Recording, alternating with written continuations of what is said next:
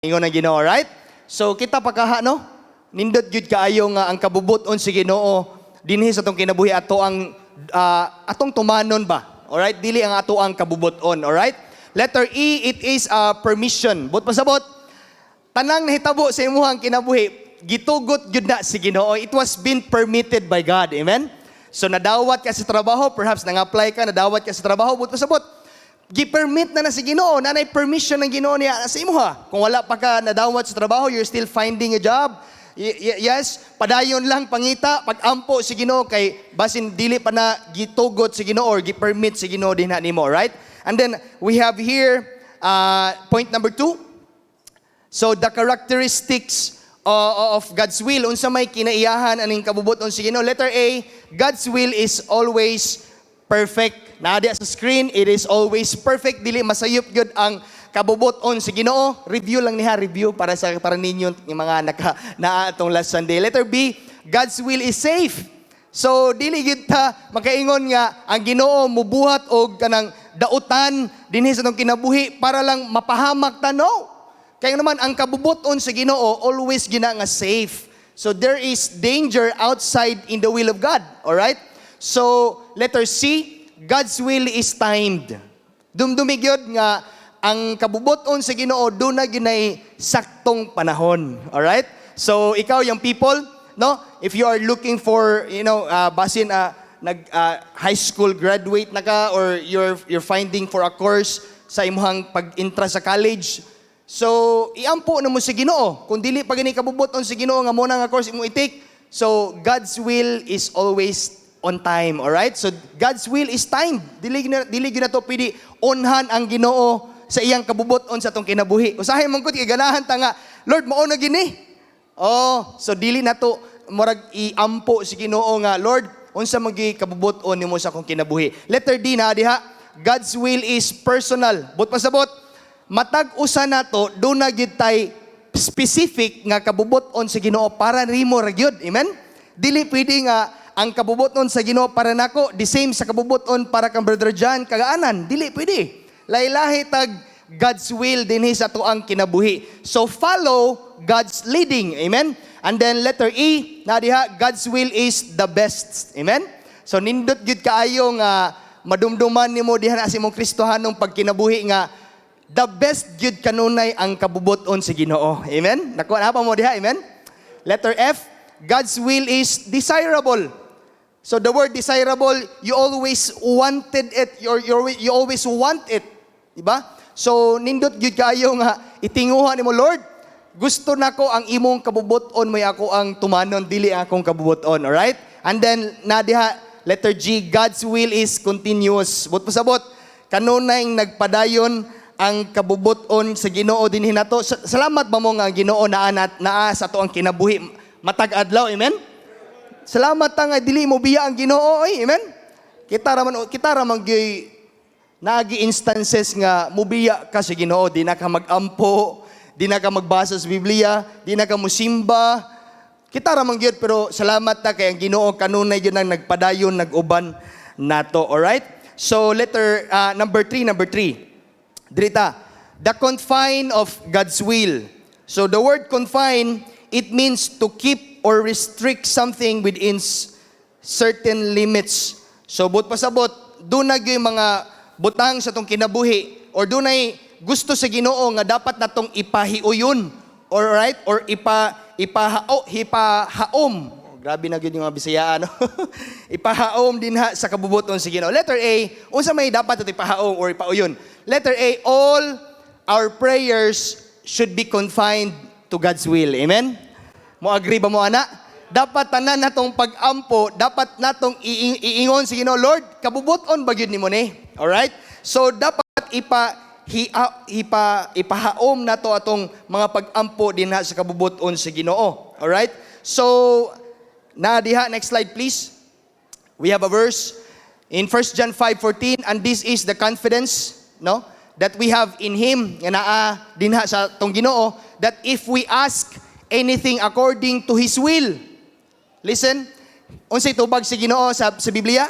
He heareth us. So the word ask there, kanang pulong nga if we ask, Sama ra na nga pulihan nimo nag if we pray. Okay? Kay nangayo man ka. So unsa ano mo pagpangayo si Ginoo through prayer, di ba? So if you pray anything according to our will or sa kabubuton si Ginoo, sa kabubuton si Ginoo, amen? Unsay tubag si Ginoo, He heareth us. But pasabot, tanan din itong pag-ampo, dapat nimong iingon si Ginoo, Lord, na ako'y gidesire nga mauna, Lord, kabubuton ba gyud nimo? Di ba? Pangayuag yun sa Ginoo, dili kay ingnon nimo Ginoo, Lord, mo ni kong plano, Lord, Lord, paluyuhi ba yagi ni Lord, ha? I-bless ba yagi ni akong giampo? Dili pwede, amen? So, dapat mohangyo ka sa Ginoo, and then, inubanan nga, ang Ginoo, ang kabubuton sa Ginoo, yun imuhang tumanon, alright? And then, next slide, please.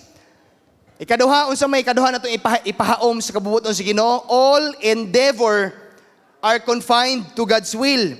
Kanang endeavor, tanan nimong pagpaningkamot ba? Tanan nimong plano, tanan nimong gidesire. Gusto sa Ginoo nga imo nang ipahiuyon dinha sa iyahang kabubuton. Amen?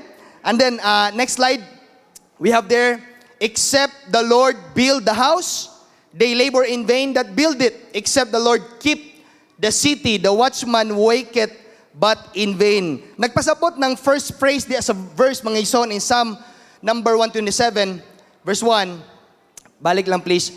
Except the Lord build the house. But pasabot ana, kung wala ang tabang sa Ginoo dinha sa imong kinabuhi, tanan nimong pagpaningkamot kawang lang, amen? Kaya naman, maski pag unsaon nimo build sa imuhang success dinha sa imong kinabuhi, kung wala nimo gi-recognize ang Ginoo dinha sa imong kinabuhi, sayang lang ng tanang pagpaningkamot nimo, amen? Nakuha ninyo mga ison, mo na nga, except kung ang Ginoo mo build ba, or but pasabot mo progress nimo, but pasabot ana dunag gid kay nindot nga kanang tawag ni kauswagan diha sa imong Christian life. Pero kung walay labot ng Ginoo, nalimtan na nimong Ginoo, sayang lang ng pagpaningkamot nimo, amen? And then nadiha, except the Lord keep the city, the watchman waketh but in vain. But pasabot anang watchman tigbantay. Di ba kabantay ka sa mga sundalo sa unang panahon during wars sa Israel? Ang mga naagi na sila usa or duha ka watchman. But pasabot anang watchman dili na sila matog. Magbilar na sila, magbantay na sila sa palibot. Unya ang ubang mga sundalo, mga togra na sila. So nakuha ninyo. So except the Lord keep the city, but pasabot niya na kung wala ang proteksyon or pagbantay sa Ginoo sa ato ang kinabuhi, ambot lang kung buhi pa bata karon. Amen? Nakuha ninyo? Mo na nga pasalamat gyud ta kanunay kay ang Ginoo nagprotektar nato, nagbantay nato. Amen? So, timan igyod, tanan nimong endeavor. Okay? Tanan nimong pagpaningkamot. Ipahiaom yun naman na sa kabubuton sa Ginoo. Right? And then, letter C. Dito maglangan. Letter C, please. Next slide. All lives are confined to God's will. Mo na ikatulong gusto sa Ginoo nga imong ipahaom din na sa iyang kabubuton. Ang imuhang kinabuhi, dapat imo nang ipahihaom sa Ginoo, right? Isuroy. So, natawa in James chapter 4 verse 15, for that ye ought to say, on saying this verse, if the Lord will, no? We shall live and do this or that. But pasabot, kung itugot sa Ginoo, di ba? Nga mabuhi ta, then mabuhat na to ni, mabuhat na to na. Subot pasabot ana, dili di ay kitay nagkontrol sa tong kinabuhi. Nakuha ninyo?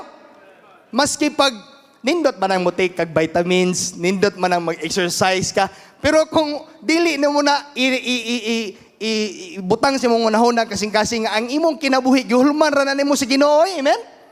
Mo na nga dapat dapat ikinasing-kasing gini mo nga, Lord, kanira ba akong kinabuhi? Dili ra ba gini ako? Mo nang gusto sa Ginoo, ipagamit nimo na diha sa Ginoo imong kinabuhi, amen?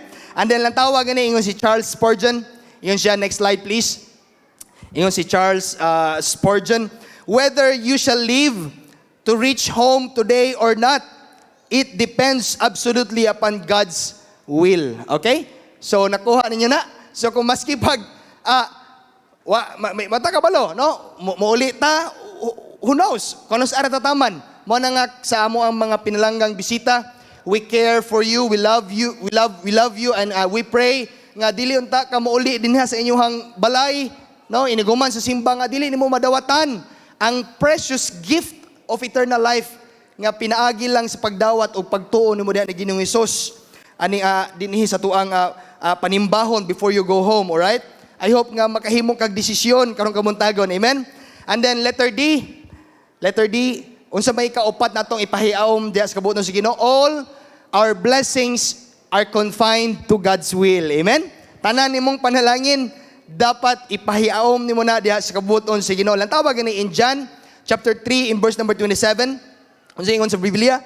John answered and said, a man can receive nothing except it be given him from heaven.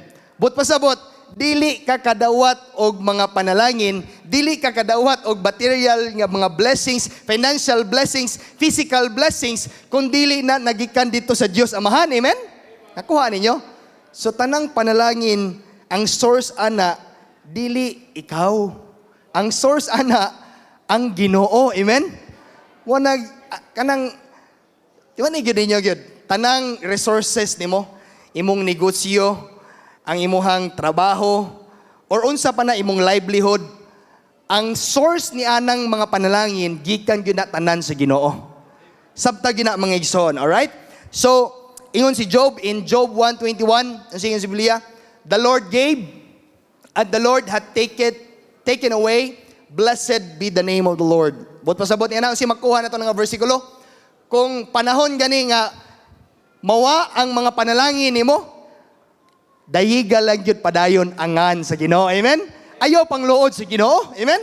Ang uban na to, kung mawa ang mga panalangin, kung nagkalisod na gani siyang Christian life, imbis nga na baptist ako, imbis nga ni sunod sa Ginoo, pastor, nagkalisod naman ako, di na lang ko musimba. No, sayop na, mga isoon, sayop na. Amen? Padayon lang diha sa paglakaw nimo diha pagsunod sa Ginoo. Amen?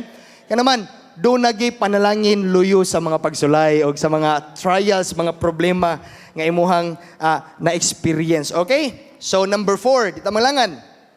Dito, the criteria of God's will. So, the word criteria, ako ning research sa dictionary, it means principle or standard. Okay? So, unsa may mga prinsipyo or standards nga angay natong i-build up sa atong Christian life aron makita nato ang kabubuton sa Ginoo. Una sa tanan, mga igsoon, letter A, we should have the attitude of righteousness. Amen?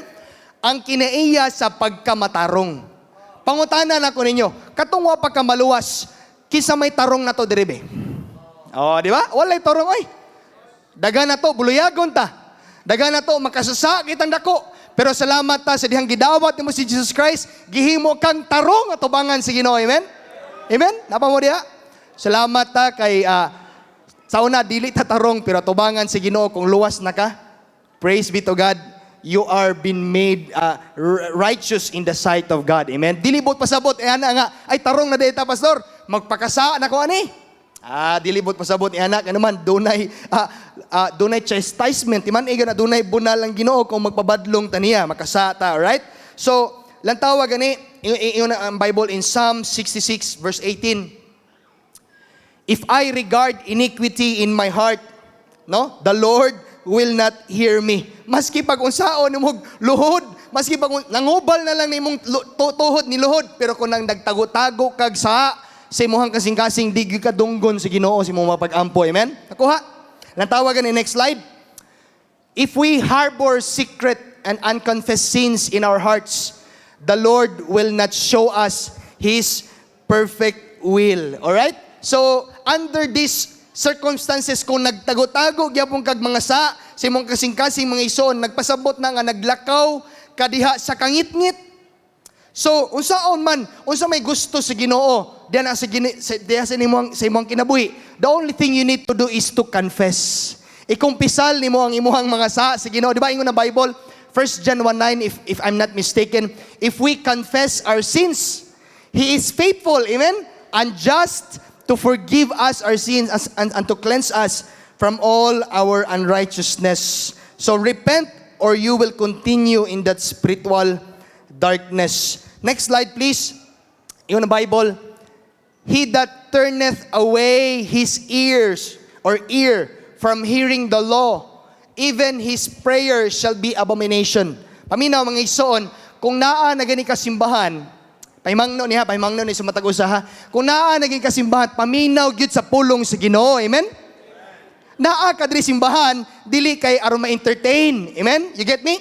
Di naa ka diri simbahan aron unsa lang magtabi ka or mag-Facebook ka diha or si buhaton nimo. No, naa ka simbahan aron maminaw ta sa pulong sa Ginoo, amen? Lang tawag gani, kung di ka maminaw sa pulong sa Ginoo, wali, even your prayers shall be abomination.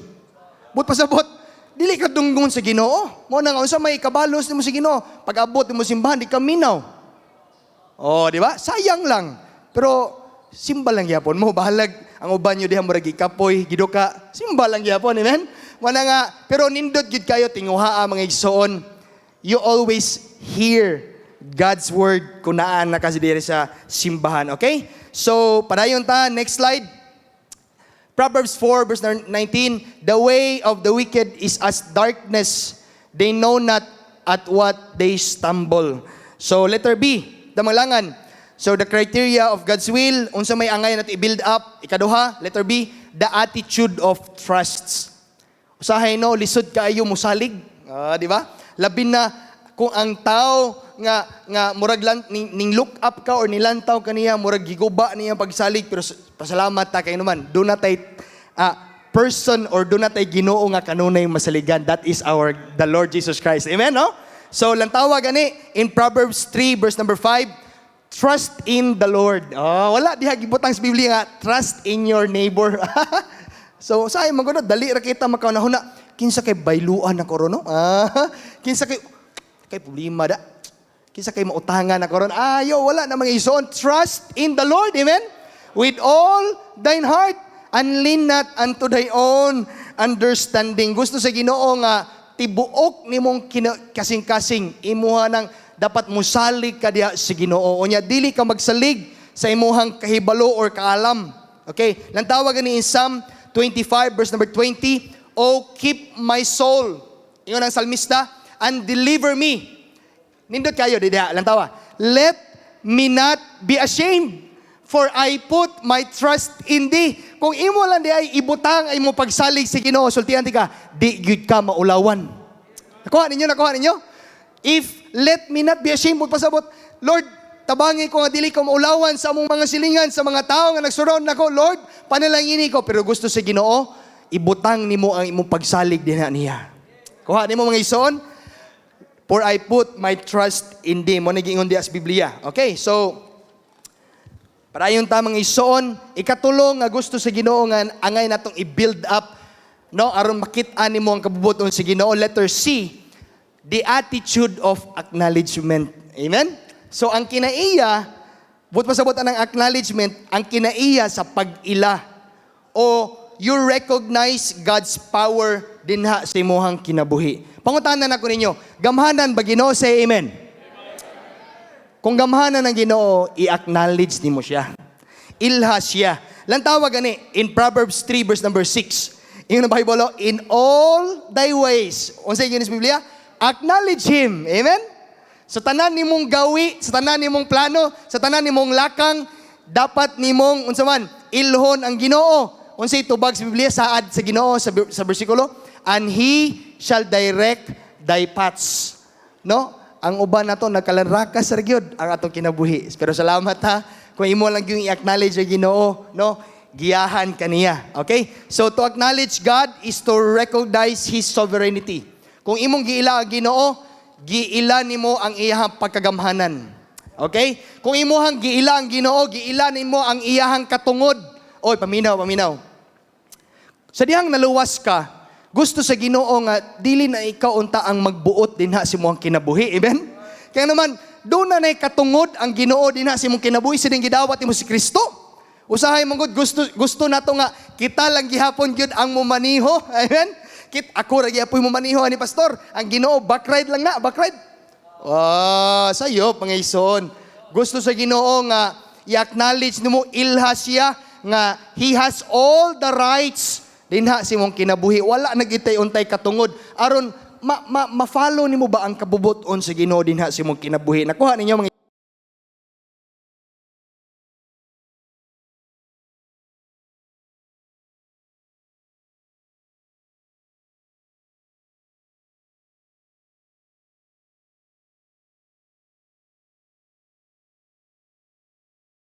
nato nga angay nga i-build up sa atong Christian life aron makita nimong kabubuton sa Ginoo. Letter D, the attitude of obedience. Amen? So ang kinaiya sa pagtuman or pagsunod dinha sa Ginoo. Atong basahon in Hebrews, please kindly open your Bibles kay wala ta sa ana. Hebrews 11 verse number 8. Ingon diha, by faith Abraham, okay? Pamina lantawang bersikulo, when he was called to go out into a place, open your Bibles na lang, which he should after receive for an inheritance. Unsay gibuhat ni Abraham? Obeyed, and he went out not knowing whether he went. Unsay ibot pasabot sa Biblia? Si Abraham, kabalo mo mag-ison, pagsugo, pag-instruct or pag-command sa Ginoo kay Abraham, wala siya kabalo kung asa siya dalon sa Ginoo. Amen? Pero kabalo mo si Abraham, nituman gihapon siya sa Ginoo. Bisan wa siya kabalo kung asa siya dalon sa Ginoo. Okay? So ingon na ng obedience. Bisan wala ta kabalo kung unsay leading sa wala ta kabalo kung asa ka dalon sa Ginoo, just obey. Amen? Padayon lang. Sunod lang diya sa Ginoo. Amen? So, bisan wala ta masayod unsay dangata nato ugma in the future mga ison, just continue to obey God. Amen? Napa mo diya? And then we have here, next slide please. Next slide. Sometimes when we pray to God about His will for us, what we are looking for is not His will, but for Him to approve our will. Mao ni sayo Panginoon, no? Wala kita usahay mangita kung unsay kabubuton sa Ginoo sa kinabuhi. Pero gusto na to when you pray, no, usahay, Lord, i-approve ra gani ako ang kabubuton. Sayop na mga ison. All right? Next slide. Most people don't want to know the will of God to do it. They want to know it in order to consider it. Iyon si William Pittingill, a pastor, an evangelist. Iyon siya, kadaghanan sa mga tao, they don't want to know the will of God aron buhaton na nila. Gusto nilang mabalaan ang kabubuton sa Ginoo aron makonsider nila. Mga isuon, sultihan tika, ayaw bitaw ining ampo ni mga Lord. Unsa may kabubuton nimo sa akong kinabuhi? Pero Lord, so man, maminaw ko nimo pero i-consider na ko na ang imong kabubuton. No. Gusto sa Ginoo nga ipahiaom nimo ang imong kinabuhi dinha sa kabubuton sa Ginoo, right? So letter E, last two nga subpoint. So letter E, ikalima nga gusto sa Ginoo nga i-build up nato sa Christian life, the attitude of waiting. Ang kinaiya sa paghulat. So usahay no, kita murag di man ta ganahan maghulat, ganahan ta kanunay magdali. Pero lang tawa mga ison in Jeremiah chapter 42 in verse number 1 lang tawa. Then all the captains of the forces and Johanan the son of Kareah and Jezaniah the son of Hoshaya and all the people from the least even unto the greatest came near. Niadto sila ni prophet Jeremiah.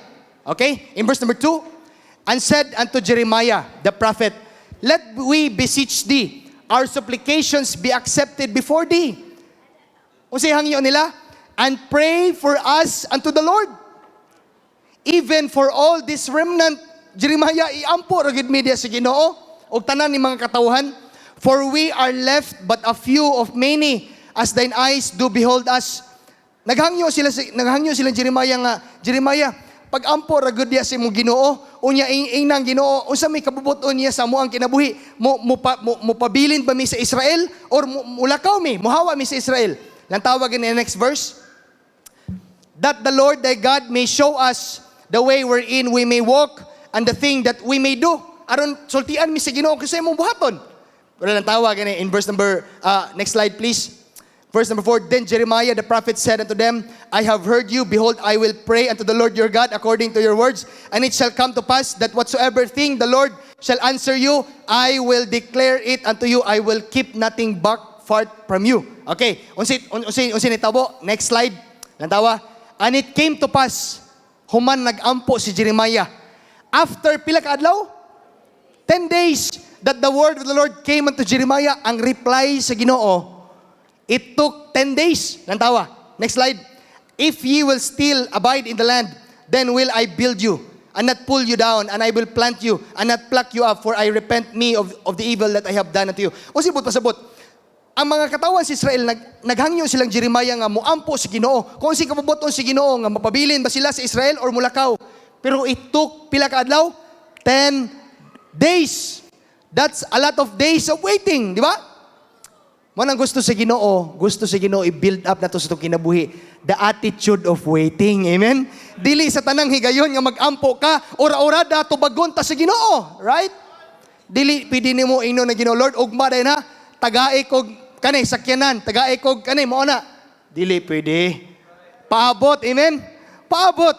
The attitude of waiting. Okay? So, last but not the least, letter F, Unsa last nga gusto sa Ginoo i-build up na to, the attitude of listening. Amen? Ang kinaiya sa pagpaminaw. Ingon ang Biblia, Psalm number 46 verse 10, be still and know that I am God. Amen? But pasabot na, kalma lang. Amen? Relax lang. Be still and know nga Ginoo ko, I am your God. You know, lantawa, next slide. When you pray, sa diyang mag-ampo ta ba? You are talking to God and God is listening in your prayers, di ba? But when you read your Bible, God is talking to you. Kung gusto ni sa Ginoo nga buhaton nimo, listen. Amen? Paminaw, amen? Mo na nga, kung maabri ta, maminaw ta pulo si Ginoo, minaw kita diya si Ginoo siyang leading. Amen? So, lang tawa gani, in 1 Samuel 3 verse number 9, ingon na Bible, speak Lord, for thy servant heareth Lord. Pagkikistoryai ko, kay naminaw ko ni diha nimo, pero usahay no mga tao lang tawagan. Next slide please. Too often we would rather say, Lord, hear Lord, paminawa ko Lord, for thy servant speaketh. Usahay balihon na to no. Amo na diha mga isuon. Dili lang kanunay nga kitay mo istorya sa Ginoo, paminaw usab sa Ginoo. Amen. Paminaw diha sa Ginoo. Okay. So next, listening is hard work. Nganong kapoy maning pagpaminaw? Because of our preconceived ideas. Naana mo gutay mga naa sa atong una-una. We believe we know it all and are unwilling to change our thinking. Unsay makuha na ito mga ison? Gusto sa Ginoo nga paminawo nimo, sundon nimo ang kabubuton niya dinha sa imong kinabuhi. Aron do na kay mauswagon nga Kristohanong pagkinabuhi. Alright? So I hope nga kini nga topic, mga igsoon, magkini nga lesson, nahimong blessing nato. So mahumantag sa iyo kay do na tay speaker this morning. Alright? So please bow your head and close your eyes. Father God in heaven, Lord, thank you so much sa dako kayong kadaugan, Lord, sa mong Sunday school.